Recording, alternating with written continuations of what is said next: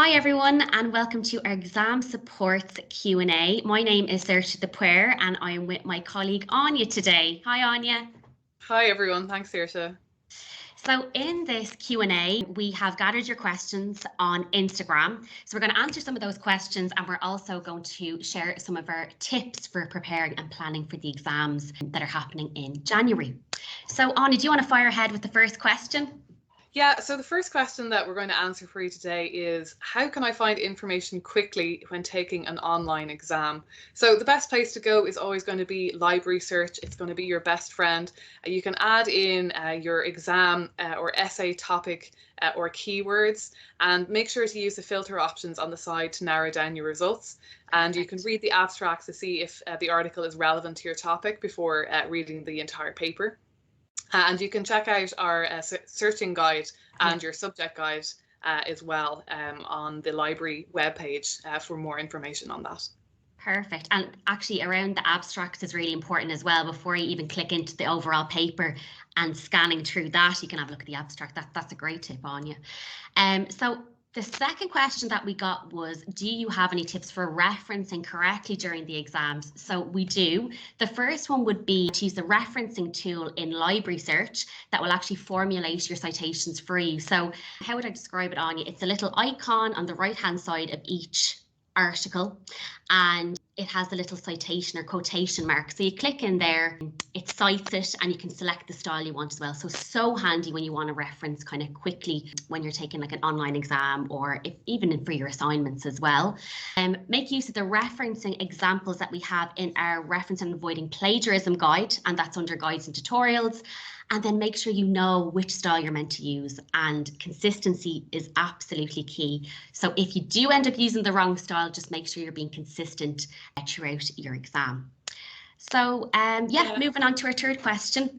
Yeah, that's great, Saoirse. And that tip about using the referencing tool, it links into our next question, which is, if I found lots of great articles on topics for my exam, how do I save them so I can access them easily? So you can use the referencing tool to do this. You can just copy and paste or email yourself. But an easier way of doing this is actually to use Refworks, which you can also access through the library search. We have a whole video on Refworks on our social media accounts, and it'll show you how to use it. It'll explain the whole thing for you, and it is a really useful tool if you want to just go a little bit deeper, a little bit something a bit more structured than just having to copy out each individual reference.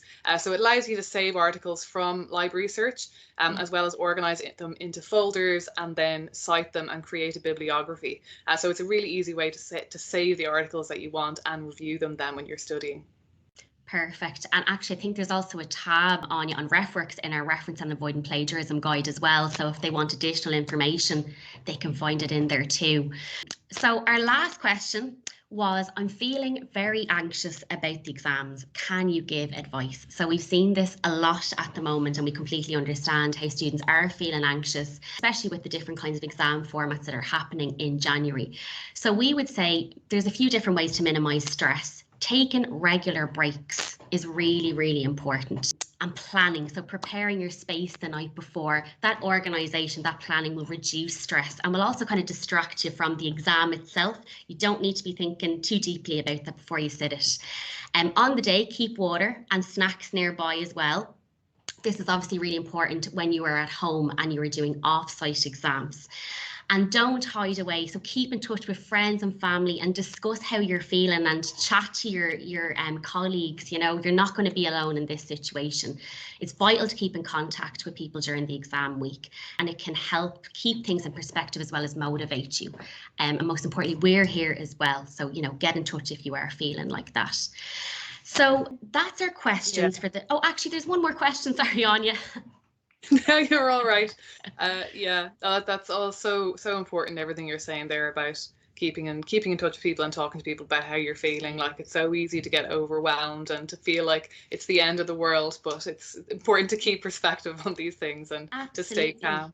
And I think students that are studying from home, I feel that isolation as well. So it's more important, you know, than ever to have that contact, whether it's your WhatsApp group or, you know, Instagram or whatever it is. Just make sure that you're reaching out to other people.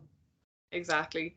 The last thing that we wanted to talk about actually was just how the question was, how different are on-site exams from online? Because I know that a lot of students won't have actually sat on-site exams before, so it might be the first time that you're actually doing that.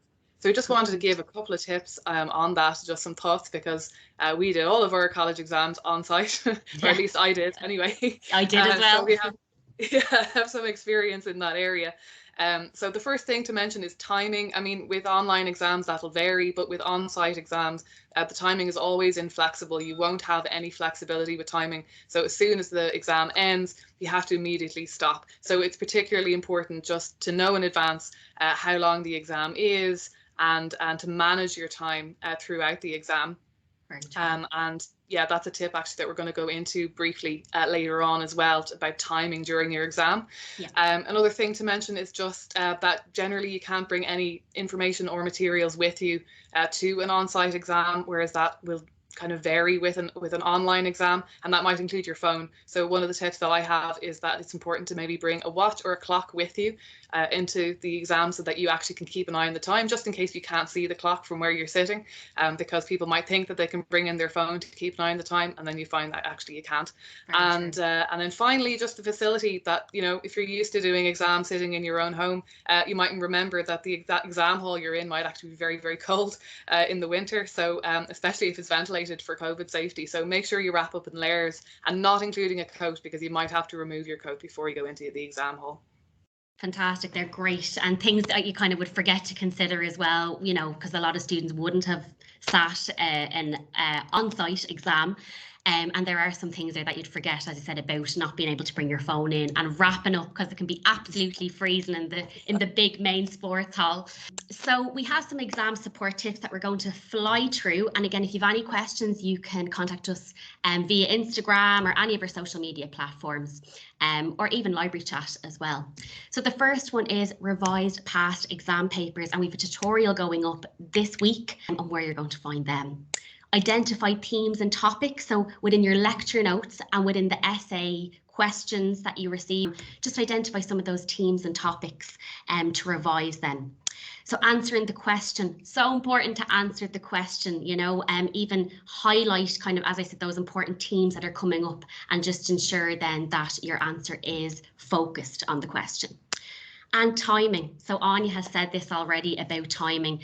It's so important to keep an eye, to plan, to look at the exam paper and see how many sections there are, maybe provide or allocate time for each section. It's so important. It means that you won't be put under pressure, and you'll be nice and relaxed, and you know exactly how much time you have for each of those questions. And that also applies to online exams as well. Just don't assume you have lots of time to complete your exams or your essay questions.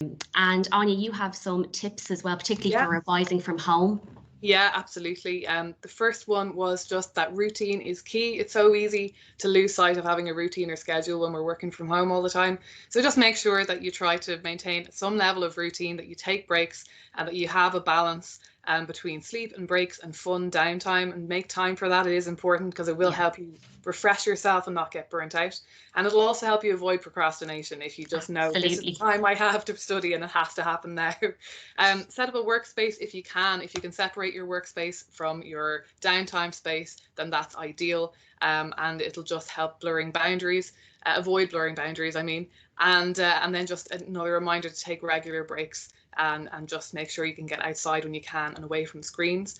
And then finally, just wanted to mention that if you're preparing for open book exams online, just to check what you're allowed to bring and use. And I suppose that's true as well for on-site exams. Always worth checking before, just what you're actually allowed to bring with you on the day and use on the day, and what you're actually not allowed to bring. Absolutely. So it's all about preparation and organisation, really. Absolutely. So anyway, that is the end of our Q&A. We really hope these tips helped you, and we hope we answered all your questions. But again, our DMs are open, so you can contact us at any point, you know, throughout the month of December and January as well. So thanks a million, everybody, and we will see you in the new year. Bye.